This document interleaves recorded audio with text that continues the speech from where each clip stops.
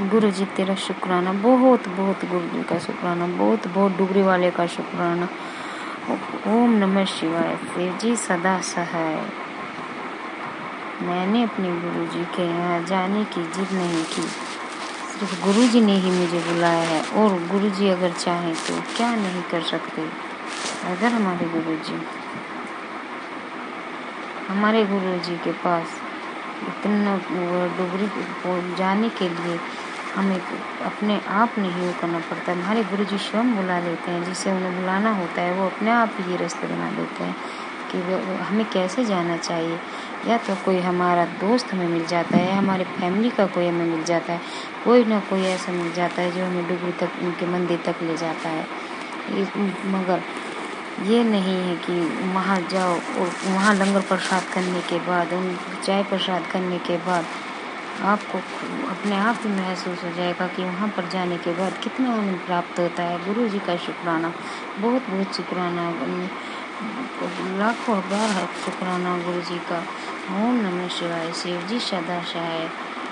मैं तो जब से गुरु जी की शरण में आई हूँ, मुझे खुद नहीं पता कि मैं अपनी चिंता कैसे भूल जाती हूँ। कितनी भी बड़ी चिंता हो मैं अपने गुरु जी से शेयर कर लेती हूँ, और अपने गुरु जी से शेयर करने के बाद मुझे खुद पता नहीं रहता कि मेरी चिंता कद में दूर हो जाती है। बहुत बहुत कष्ट सहने के बाद भी मैं अपने गुरु जी से कहती हूँ कि गुरु जी ऐसा मेरे साथ क्यों होता है, लेकिन फिर भी मेरे गुरु जी मुझे कहते हैं कि चिंता मत कर। उनका मैसेज मेरे पास आता है, वो कहते हैं कि चिंता मत कर, जो भी है, जो भी हो रहा है, सब मेरी वजह भी हो रहा है। फिर मुझे बहुत ही सुकून मिल जाता है और मैं जान जाती हूँ कि जो भी कर रहे हैं हमारे गुरु जी ही कर रहे हैं। जो भी वो करेंगे अच्छा ही करेंगे, क्योंकि हम नहीं जानते कि हमारे साथ जो हो रहा है वह अच्छा हो रहा है बुरा। सिर्फ हमें तो ये दिखाई देता है कि हमारे साथ गलत हो रहा है, लेकिन जानते तो हमारे गुरु जी ही हैं कि हमारे साथ अच्छा हो रहा है बुरा हो रहा है। उन्हें तो आगे तक का रास्ता पता है। हम तो सिर्फ उस समय को जानते हैं, जो समय हमारे साथ चल रहा है हम उसे नहीं जानते, जो होने वाला है। लेकिन हमारे गुरु जी तो अंतर्यामी है, वो तो सब जानते हैं कि अगर मैं इसे अभी से इतना वो करूँगा तो इसका आने वाला समय कहीं गलत ना हो जाए। इसलिए वो हमें अभी से इतनी वो कर हिम्मत करके चलते हैं कि आगे आने वाले समय में हमें किसी प्रकार की बाधा ना हो। और वो हमें चाहते हैं कि कितना भी वो करें, कितना भी हम याद करें। उनका कहने का है कि ये मत सोचो कि तुम्हारे पास समय नहीं है तो तुम मुझे याद नहीं कर सकते। अगर तुम्हारे पास समय भी नहीं है तो तुम अपने काम को करते समय मुझे याद कर सकते हो, तब भी मैं तुम्हारी सुनता हूँ। बताओ कितने दयावान है हमारे गुरु जी। मैं तो खुद नहीं जानती कि मेरे साथ इतना सब कुछ होने के बाद मैं कैसे अपने आप को संभाल पाती हूँ। अपने आप को संभालने के लिए मुझे अपने गुरु जी की शरण काफ़ी है, मुझे किसी की ज़रूरत ही नहीं है। मैं जानती हूँ और मुझे पता है कि मेरे गुरु जी जो भी करेंगे अच्छा ही करेंगे। शुक्राना गुरु जी का, बहुत बहुत शुक्राना। ये मेरा पहला सत्संग है। मैं तो बहुत दिन से, मुझे कम से कम 15-16 महीने हो चुके हैं जो मैं अपने गुरु जी की शरण में हूँ। तब से मैं सोचती हूँ कि मैं अपना सत्संग सब शेयर करूँ और बताऊँ कि गुरु जी के यहाँ जाने पर कितना सुकून मिलता है, कितनी चिंताएं दूर होती हैं, कैसे बिगड़े काम अपने आप ही बन जाते हैं। लेकिन पता नहीं क्यों मेरी हिम्मत ही नहीं हुई कि मैं कैसे अपना सत्संग सब लोगों को सुनाऊँ। ऐसे ही करते करते, देखते देखते मैंने जब देखा कि सब अपने वो शेयर करते हैं, मैं सुनती भी हूँ, और मुझे सब मैसेज पढ़ने के बाद लगता है कि ये मैसेज तो स्वयं मेरे लिए ही आया है। ऐसे लगता है जैसे गुरुजी ही मेरे लिए मैसेज कर रहे हैं कि चिंता मत कर मेरी बेटी, जो होगा अच्छा होगा। उन मैसेजों को देखने के बाद ही मुझे स्वयं को इतनी खुशी होती है कि मैं आप लोगों को बता नहीं सकती कि मेरे गुरुजी के मैसेज पढ़ने के बाद मुझे कितनी खुशी मिलती है। हर हालात में टूटने के बाद भी मुझे मेरे गुरुजी आकर ऐसे संभाल लेते हैं कि जैसे मेरे साथ कुछ हुआ ही ना हो। मुझे खुद नहीं पता कि मैं अपने इन हालातों में टूटने के बाद भी कैसे संभल पाती हूँ। मैं खुद अफसोस करती हूँ कि कैसे ऐसे हो जाता है। लेकिन पता नहीं गुरुजी कहाँ इतने वो करते हैं कि वो बैठे ही सुनते रहते हैं। हम सिर्फ ध्यान उन्हें लेते हैं कि हाँ गुरुजी मेरे साथ ऐसा क्यों हो रहा है, लेकिन उनका तुरंत मैसेज आ जाता है या वो बात जो होने वाली है वो तुरंत पलट जाती है। तो ऐसा लगता है गुरुजी पता नहीं हमारे पास ही बैठे सुन रहे हैं। वैसे यही बात है, गुरुजी हमारे पास ही सुनते हैं, सिर्फ उन्हें मन से एक बार पुकार लो और अपनी विपदा बता दो, फिर देखो कितने दयावान है। वो ज़्यादा दुख नहीं वो करते, जैसे हम ज़्यादा दुख बर्दाश्त नहीं कर पाते वैसे ही हमारे गुरुजी भी हैं, वो भी ज़्यादा दुख बर्दाश्त नहीं करते। वो भी नहीं चाहते कि उनकी संगत को या उनके किसी भी व्यक्ति को ऐसा दुख मिले कि वो अपने गुरुजी को याद ही ना करे। वो सिर्फ कहते हैं कि आप लोग मेरा नाम लो, मुझे सिर्फ आने का मौका दो, मुझे अपनी चिंता बताने का अवसर दो, फिर देखो मैं तुम्हारे कैसे बिगड़े दिन सही कर देता हूँ। पता ही नहीं लगता, ऐसे ही चलते चलते मुझे 15-16 महीने हो चुके थे। मैं आपको तब की बात बताती हूँ कि मैं किराए पर रहती हूँ और मेरे पास कोई रास्ता नहीं। मेरे पति हैं कि वो उनकी जॉब है, लेकिन अचानक से उनकी जॉब छूट जाती है और किराए पर रहने के बावजूद आपको पता है कि हालात कैसे हो जाते हैं। मेरे 2 बच्चे भी हैं, मेरे दोनों बच्चे स्कूल में जाते हैं और फिर इनकी जॉब छूटने के बाद मैं कुछ नहीं कर, मैं सिर्फ एक घर संभालने वाली हाउस वाइफ हूँ, मेरा कोई अपना काम नहीं है। फिर मैं देखती हूँ कि मेरे पति की अचानक से नौकरी चली जाती है और नौकरी जाने के बाद जो उनकी उस महीने की सैलरी आती है हमें वो भी नहीं मिलती। हमारा पूरा महीना जिसमें हमें उम्मीद थी कि अब पूरे महीने की नौकरी तो हमारी हो चुकी है, इसकी तो शायद हमें सैलरी मिलेगी, लेकिन हमें उस महीने की भी सैलरी नहीं मिलती है। और उसके बाद हम जो हमारा आने वाला समय है वो भी इतना बहुत ही दुखद का बीतता है। हमें खुद नहीं पता कि हमें आने वाला समय कैसा होगा। ये बात जनवरी के महीने की है।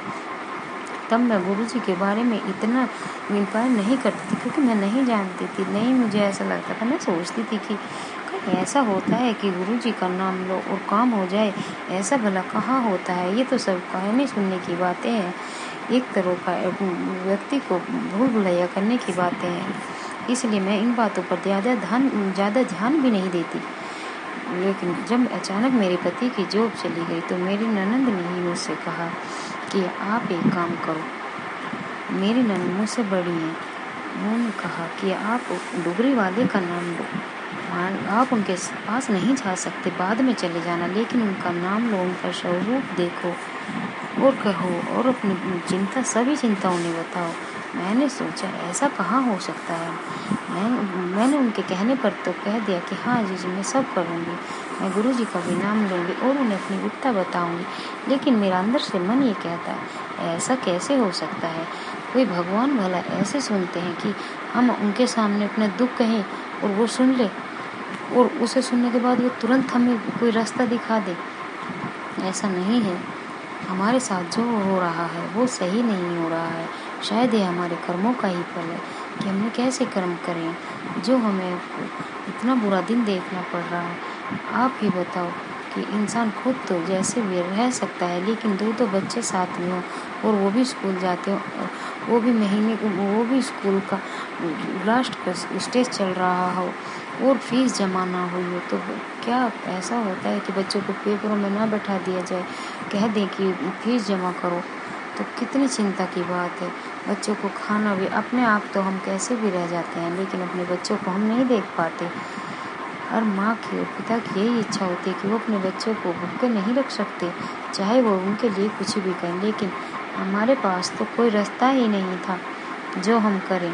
हम तो सिर्फ ये ही सोच कर जी रहे थे कि भगवान हमारे साथ ऐसा क्यों किया।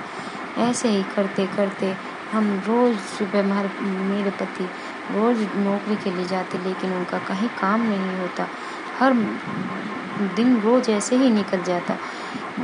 महीने की 1-2 तारीख आती, लगता कि अब लग जाए तो ये महीना हमारा फिर हम अपने महीने में फिर से सेट हो जाए, लेकिन हर बार 1-2 तारीख क्या 10-15 तारीख तक इंतज़ार करते करते निकल जाती, लेकिन कोई जॉब नहीं लगती और इतनी चिंता कि हम कुछ कह नहीं सकते। तो आपको क्या बताऊं कि 10-10 रुपये भी उस टाइम पे बहुत ही भारी दिखाई देते हैं। अपने बच्चों को हर एक चीज़ का लाना, उन्हें दिलाना, उन्हें एक-एक पेंसिल का दिलाना, सब बहुत ही कैड़ा पड़ जाता है और चिंता बढ़ती है कि हम अपने बच्चों के लिए पेंसिल भी खरीदने के काबिल नहीं हैं। कैसे माता पिता हैं।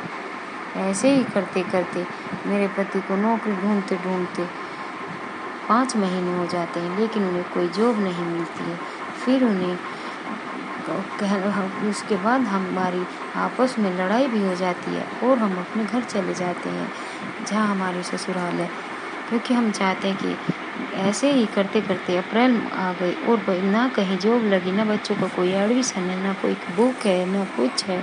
कब तक ऐसे किराए के मकान में रहेंगे बिना जॉब के। इससे तो अपने घर जाना ही बेहतर है।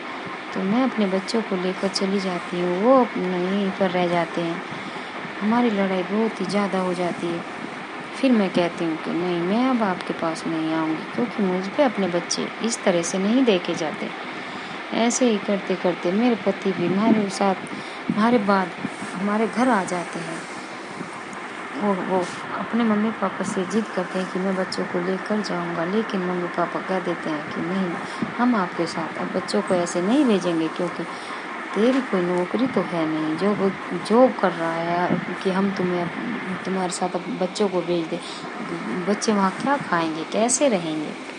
मेरे पति कहते हैं कि मैं चाहे कुछ भी करूं, मजदूरी करूं, कुछ भी करूं, लेकिन बच्चों को रख लूँगा। ऐसे ही वो जिद करने के बाद हमें लाने के लिए जिद करने लगते हैं। मेरा भी मन अंदर से कहता है कि हाँ, हमें चलना चाहिए।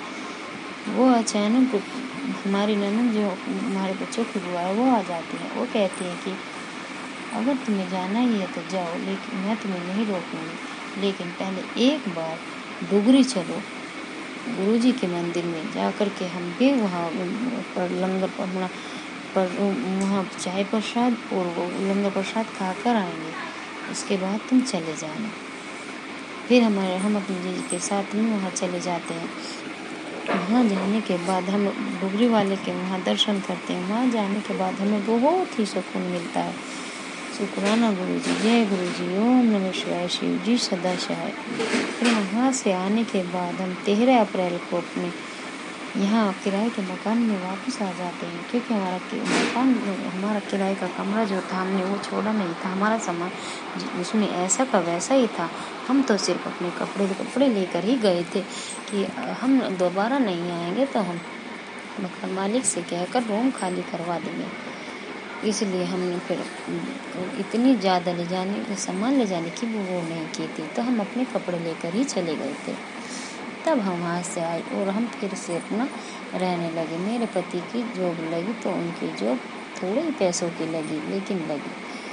हमने सोचा कि इतने में ही एडजस्ट कर लेंगे, लेकिन जो आदमी 30-35 हज़ार रुपये कमाता हो, 10-15 हज़ार रुपये आ जाता हो, तो उसमें इतनी वो नहीं होती। कैसे बच्चों की फीस भरे, अच्छे स्कूल में बच्चे पढ़ते हैं, क्या बच्चों को खिलाएं, कहाँ से किराया दें, कहाँ से दूध का पैसा दें, सब तरह की सोचने की चिंता बढ़ जाती है। फिर हम गुरुजी से अरदास करते हैं, गुरुजी हमारी सुन लो, हमें ये नहीं है कि हमें पैसों की, हमें तो गुरुजी आपकी शरण की ज़रूरत है। आप खुद देखो कि इतने में हमारा कैसे गुजर हो सकता है।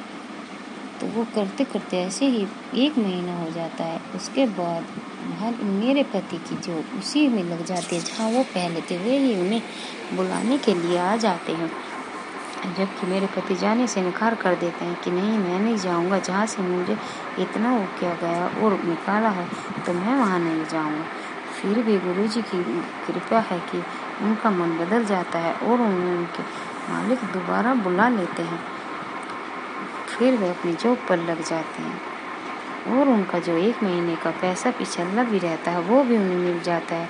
हमारा जीवन अच्छे से चल जाता है और हम फिर बहुत ही शुक्राना गुरुजी का करते हैं, क्योंकि ये सब गुरु की ही करनी थी। यानी आज के टाइम में तो नौकरी का एक बार छूटने के बाद इतनी बड़ी नौकरी का मिलना बहुत ही मुश्किल है। लेकिन गुरुजी का ध्यान है कि उन्होंने हमें इतना रास्ता दिखाया। उन्होंने हमें दिखाया कि बिना पैसे के भी इंसान कैसे रहता है, कौन अपना है कौन पराया है, उस टाइम पे हमें ज़रूरत का पता चल चुका है। नहीं तो इंसान कैसे पैसे की अहमियत समझे, कैसे इंसानों को जाने कि उसके लिए कौन अपना है कौन पराया। इसीलिए भगवान ने सोचा कि इनके साथ ऐसा करूं, इन्हें कम से कम पता तो चले जिंदगी का मोरा क्या है। ये भगवान बहुत बहुत गुरु जी आपका शुक्राना जो आपने हमें रास्ता दिखाया। धन्यवाद। जय गुरु जी, शुक्राना गुरु जी। ओम नमः शिवाय। शिव जी।